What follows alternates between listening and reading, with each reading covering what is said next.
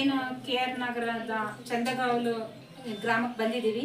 ಇದು ಮೃತ ಲೀಲಾವತಿ ಅವರ ಮನೆ ಹಾಗೂ ಅವ್ರ ಮಗಳು ರಿಷಿತಾ ಅವರು ಕೂಡ ಇದೇ ಮನೆಯಲ್ಲಿ ವಾಸವಾಗಿದ್ರು.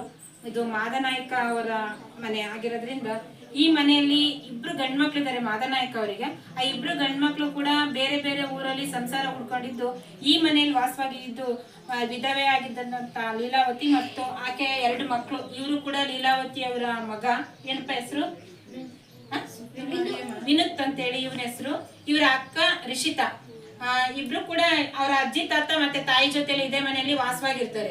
ಇದೇ ಮನೆಯಲ್ಲಿ ವಾಸವಾಗಿದ್ದಿರ್ಬೇಕಾದ್ರೆ ಈಕೆ ಕಂಪ್ಯೂಟರ್ ಕ್ಲಾಸ್ಗೆ KR ನಗರಕ್ಕೆ ಹೋಗ್ತಾ ಇರ್ತಾಳೆ.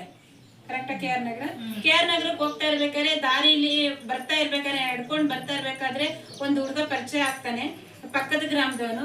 ನೀನು ಮಾದನಾಯಕ ಅವರ ಮೊಮ್ಮಗಳ, ನಿಮ್ ತಾತ ಅವ್ರು ನನ್ಗೆ ತುಂಬಾ ಪರಿಚಯಸ್ಥರು, ಬಾರಮ್ಮ ನಾನು ಡ್ರಾಪ್ ಕೊಡ್ತೀನಿ ಅಂತ ಹೇಳಿ ಕರೆದಾಗ ಆಕೆ ಇಲ್ಲ ನಾನು ಬರೋದಿಲ್ಲ ಅಂತ ಹೇಳ್ತಾರೆ. ಇಲ್ಲಮ್ಮ ನಿಮ್ ತಾತ ಅಜ್ಜಿ ಎಲ್ಲ ತುಂಬಾ ನನ್ ಪರಿಚಯ, ಬನ್ನಿ ಅಂತ ಕರ್ಕೊಂಡು ಹೋಗ್ತಾರೆ. ಆದ್ರೆ ಆಕೆ ಗಾಡಿಲಿ ಒಂದ್ ದಿವಸ ಬಂದು ಡ್ರಾಪ್ ತಗೋತಾಳೆ.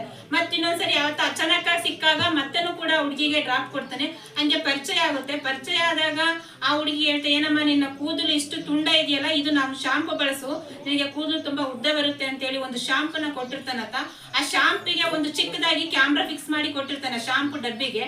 ಆಕೆ ಶಾಂಪು ಡಬ್ಬಿನ ತಗೊಬಂದು ಬಚ್ಚಲ ಮನೆಯಲ್ಲಿ ಇಟ್ಟಿರ್ತಾಳೆ. ಆ ಬಚ್ಚಲ ಮನೆಯಲ್ಲಿ ಇಟ್ಟಿರ್ಬೇಕಾದ್ರೆ ಆಕೆ ಸ್ನಾನ ಮಾಡ್ಬೇಕಾದ್ರೆ ಅದು ವಿಡಿಯೋ ಆಗಿರುತ್ತೆ. ಆ ವಿಡಿಯೋ ಅವನ್ ಮೊಬೈಲ್ಗೆ ಹೋಗಿದೆ. ಆ ಮೊಬೈಲ್ಗೆ ಹೋಗಾದ್ಮೇಲೆ ಆತ ಏನ್ ಹೇಳ್ತಾನೆ ಅಂತಂದ್ರೆ, ಆ ಹುಡುಗಿ ಮತ್ತೊಂದ್ಸತಿ ಸಿಕ್ತಾಗ ನೋಡು, ನಿಂದು ಈ ತರ ಬೆತ್ತಲ ವಿಡಿಯೋ ನನ್ನ ಕಡೆಗಿದೆ, ನೀನು ನನ್ನ ಲವ್ ಮಾಡ್ಬೇಕು, ನೀನ್ ನನ್ನ ಲವ್ ಮಾಡಿಲ್ಲ ಅಂದ್ರೆ ಈ ಬೆತ್ತಲ ವಿಡಿಯೋನ ಎಲ್ಲ ಕಡೆ ನಾನು ಸ್ಪ್ರೆಡ್ ಮಾಡ್ತೀನಿ ಅಂತ ಆಕೆಗೆ ಎದುರಿಸ್ತಾನೆ. ಆಕೆ ಏನ್ ಹೇಳ್ತಾಳೆ ಅಂತಂದ್ರೆ, ಇಲ್ಲ ನನ್ನ ಮನೆಗೆ ಹೋಗ್ಬೇಕು ಅಂತೇಳಿ ಅರ್ಜೆಂಟ್ ಹೇಳಿ ಮನೆಗೆ ಬರ್ತಾಳೆ. ಮನೆಗೆ ಬಂದಾಗ ಮತ್ತೊಂದ್ ದಿವಸ ಅವನು ಹೇಳ್ತಾನೆ ಆಕೆಗೆ, ನೀನು ನನ್ನ ಜೊತೆ ಬರ್ಲೇಬೇಕು, ಬರ್ಲಿಲ್ಲ ಅಂತಂದ್ರೆ ನಾನು ನಿನ್ಗೆ ಹಾಗ್ ಮಾಡ್ತೀನಿ ಹೀಗ್ ಮಾಡ್ತೀನಿ, ನಿನ್ ಕುಟುಂಬದವ್ರಿಗೆಲ್ಲ ವಿಡಿಯೋ ತೋರಿಸ್ತೀನಿ ಅಂತ ಸ್ವಲ್ಪ ಭಯ ಬೀಳಿಸ್ತಾನೆ. ಆಕೆ ಭಯ ಬಿದ್ದ ಅವ್ನ್ ಕಾರ್ ತಗೊಂಡ್ಬಂದಿರ್ತಾನೆ. ಆಯ್ತು, ಇಂದ ವಿಡಿಯೋನ ನನ್ನ ಕುಟುಂಬಕ್ಕೆ ತೋರಿಸ್ತಾರಲ್ಲ ಅಂತ ಹೇಳ್ಬಿಟ್ಟು ಆ ಹುಡುಗಿ ಕಾರ್ ಹತ್ಕೊಂಡು ಹೋಗ್ತಾಳೆ. ಹೋಗಾದಾಗ ಆತ ಏನ್ ಹೇಳ್ತಾನೆ ಅಂದ್ರೆ, ನೀನ್ ಬಂದಿಲ್ಲ ಅಂದ್ರೆ ಪರವಾಗಿಲ್ಲ, ಯಾರು ನಿನ್ ಫ್ರೆಂಡನ್ನ ಫೋನ್ ಮಾಡಿ ಕರಿ ಅಂತ ಹೇಳ್ತಾನೆ. ಆಗ ಈಕೆ ಉಪಾಯ ಮಾಡ್ಬಿಟ್ಟು ಆ ಮೊಬೈಲ್ನ ಇಸ್ಕೋತಾಳೆ. ನನ್ನ ಫ್ರೆಂಡನ್ ಕರಿತೀನಿ ಅಂತ ಹೇಳ್ಬಿಟ್ಟು ಮೊಬೈಲ್ನ ಇಸ್ಕೊಂಡಾಗ ಆ ಮೊಬೈಲ್ನ ಏನ್ ಮಾಡ್ತಾನೆ, ಹುಡುಗಿ ತಗೊಂಡ್ಬಿಟ್ಟು ಫೋನ್ನಲ್ಲಿ ಮಾತಾಡ್ತೀನಿ ಅಂತ ಸ್ವಲ್ಪ ದೂರಕ್ಕೆ ಮಾತಾಡ್ಕೊಂಡೋಗಿ ಆ ಮೊಬೈಲ್ನ ತಗೊಂಡು ಮತ್ತೆ ಹುಡುಗಿ ತಪ್ಪಿಸ್ಕೊಳ್ತಾಳೆ. ಅಲ್ಲಿಂದ ತಪ್ಪಿಸ್ಕೊಂಡು ಬರ್ತಾ ದಾರಿಲಿ ಆ ಮೊಬೈಲ್ನ ಚೆಚ್ಚಿ ಕಲ್ಲಲ್ಲಿ ಬಿಸಾಕ್ತಾಳೆ ಹುಡುಗಿ. ಆಮೇಲೆ ಬಸ್ ಹತ್ಕೊಂಡು ಅವಳು ಊರ್ ಬಂದು ಸೇರ್ಕೊಂತಾಳೆ. ಮತ್ತೆ ಇವನು ಅದೇ ವಿಡಿಯೋ ಇಟ್ಕೊಂಡು ಗ್ರಾಮದಲ್ಲಿ ಎಲ್ಲರಿಗೂ ತೋರಿಸ್ಕೊಂಡು, ನನ್ನ ಮೊಬೈಲ್ ಚೆಚ್ಚಾಕಿದೀರಾ, ಹೊಡೆದಾಕಿದೀರಾ, 40,000 ರೂಪಾಯಿ ಮೊಬೈಲ್ ಅಂತೇಳಿ ಬಂದು ಹುಡುಗಿ ಮನೆ ಹತ್ರ ಗಲಾಟೆ ಮಾಡ್ತಾನೆ. ಆತರ ಅಷ್ಟೆಲ್ಲ ವಿಡಿಯೋ ನೋಡಿದಾಗ ಜನ ಏನ್ ಮಾಡ್ತಾರೆ, ಇವ್ರು ನಮ್ ಮರ್ಯಾದೆ ಹೋಗುತ್ತೆ ಅನ್ನೋ ಒಂದು ಬೈಕೆ ಪೊಲೀಸ್ ಸ್ಟೇಷನ್ಗೆ ಹೋಗ್ತಾರೆ. ಗ್ರಾಮದ ಹಿರಿಯರ ಹತ್ರ ಮಾತಾಡ್ತಾರೆ. ಹೋಗಿ ಪೊಲೀಸ್ ಸ್ಟೇಷನ್ ಹತ್ರ ಹೋಗಿ ಕೇಳ್ತಾರೆ. ಅಲ್ಲಿ ಕೂಡ ಇರಪ್ಪ ನಾಳೆ ನೋಡೋಣ, ನಾಡಿದ್ದು ನೋಡೋಣ ಅಂತ ಹೇಳ್ತಾರೆ. ಆಗ ಅಲ್ಲಿ ಪೊಲೀಸ್ನವರು ಇವರ ಕುಟುಂಬದವರು ಹೇಳೋ ಮಾಹಿತಿ ಪ್ರಕಾರ ಪೊಲೀಸ್ನವ್ರಿಗೆ ಆಕೆಗೆ ಸ್ವಲ್ಪ ಪ್ರಶ್ನೆ ಮಾಡ್ತಾರೆ. ಅವರ ತಾತನಿಗೆ, ಹುಡುಗಿಯ ತಾತನಿಗೆ ಪ್ರಶ್ನೆ ಮಾಡ್ತಾರೆ, ಯಾವ ರೀತಿ ಮಾಡಿದ್ದಾನೆ ನಮ್ಮ ಮೊಮ್ಮಗಳಿಗೆ ಅವನು ಅಂತ ಕೇಳ್ತಾರೆ. ಅವಾಗ ಇವ್ರಿಗೆ ಸ್ವಲ್ಪ ಬೇಸರ ಆಗುತ್ತೆ. ಮೊಮ್ಮಗಳನ್ನ ಪ್ರಶ್ನೆ ಒಪ್ಕೊಂಡಿದ್ದ ನೀನ್ ನೋಡಿದ್ದ ಅಂತ ನಮ್ಮ ಭಾವನ ಕೇಳಿರೋದವ್ರು. ಆತರ ಮೊಮ್ಮಗಳ ಬಗ್ಗೆ ಆಕೆ ಖಾಸಗಿ ವಿಷಯ ಪ್ರಶ್ನೆ ಮಾಡಿದಾಗ ಪೊಲೀಸ್ನವ್ರು ಅವ್ರಿಗೂ ಮನಸ್ಸಿಗೆ ನೋವಾಗುತ್ತೆ.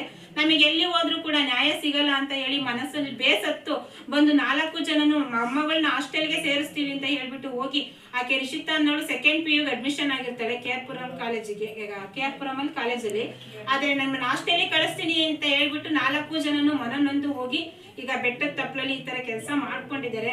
ಆದ್ರೆ ಒಂದು ನಾನು ಏನ್ ಹೇಳ್ತಾ ಇದ್ದೀನಿ ಅಂದ್ರೆ, ಯಾವುದೇ ಗ್ರಾಮದಲ್ಲಿ ನಮಗೆ ಅಂಬೇಡ್ಕರ್ ಕೊಟ್ಟಿರತಕ್ಕಂತ ಕಾನೂನು ಇದೆ, ಆ ಕಾನೂನು ಉಪಯೋಗಿಸ್ಕೊಳ್ಳಿ. ಸಾವು ಒಂದೇ ಎಲ್ಲದಕ್ಕೂ ಪರಿಹಾರ ಅಲ್ಲ. ದುಡುಕ್ಬೇಡಿ, ಹೋರಾಟ ಮಾಡೋಣ. ಎಲ್ಲಿವರೆಗೂ ನಮ್ಗೆ ಕಾನೂನು ನಮ್ಗೆ ನ್ಯಾಯ ಕೊಡುತ್ತೆ, ಎಲ್ಲಿವರೆಗೂ ಹೋದ್ರೂ ನ್ಯಾಯ ಕೊಡುತ್ತೆ. ಆ ನ್ಯಾಯ ಎಲ್ಲಿ ಸಿಗಲ್ಲ ಆಮೇಲೆ ಮುಂದಿನ ಯೋಚನೆ ಮಾಡೋಣ. ನಾವು ಕಾನೂನಿಂದ ಮುಖಾಂತರ ಹೋರಾಟ ಮಾಡೋಣ ಫಸ್ಟ್. ಇನ್ನು ಮುಂದೆ ಯಾರು ಕೂಡ ಈ ತರ ಕೆಲಸ ಮಾಡ್ಕೊಂಬೇಡಿ ಅಂತ ಹೇಳ್ತಾ, ಈಗ ಈ ಮನೆಯಲ್ಲಿ ಉಳ್ಕೊಂಡಿರೋದು ಈ ಮಗು ಒಂದೇನೇನೆ. ಈ ಮಗುಗೆ ಮುಂದಿನ ತಾಯಿ ಚಿಕ್ಕ ವಯಸ್ಸಲ್ಲಿ 9 ತಿಂಗಳು ಮಗು ಇದ್ದಾಗ ಇವ್ನ ತಂದೆ ತೀರೋಗಿದ್ರು.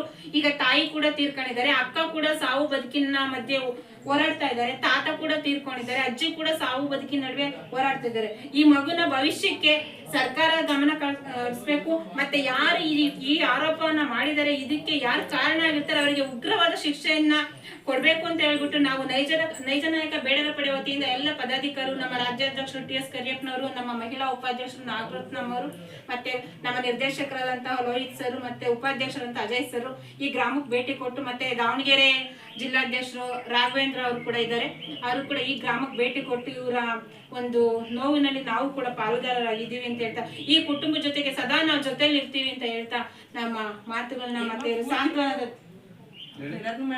ಧೈರ್ಯವನ್ನ ನಾವು ಮುಗಿಸ್ತಾ ಇದ್ದೀವಿ.